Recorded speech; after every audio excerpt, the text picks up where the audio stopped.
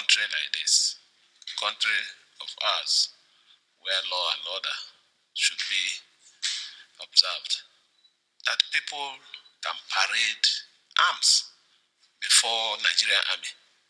There is a camp somewhere in Degema, somewhere. It is a base, a military base, and people parade arms around there.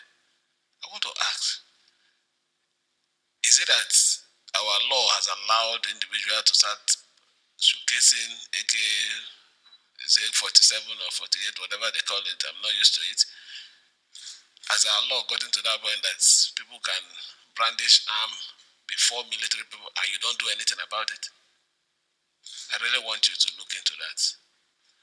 It's an insult to the states and also insult to the federal government of Nigeria. You need to work on that.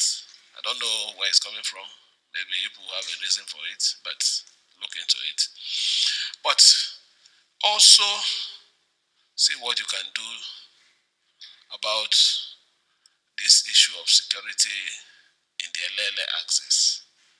You have a base there, and we're always having complaints from people outside the state coming from that angle or that axis to cause problem. And so please, I would like people to see what you can do. It's your area, so your support there will also go a long way to help us.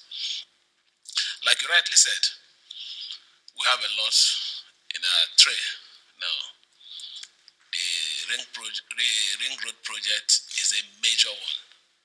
It's a project that will cut across about 5 to 6 LGAs. And the truth about it, there is no way we won't have security issues. There are some people who don't like things done properly. There are people who don't appreciate development. They might come up with one thing or another. Please, in part of your role in the States, or part of our logistic contribution to your activity,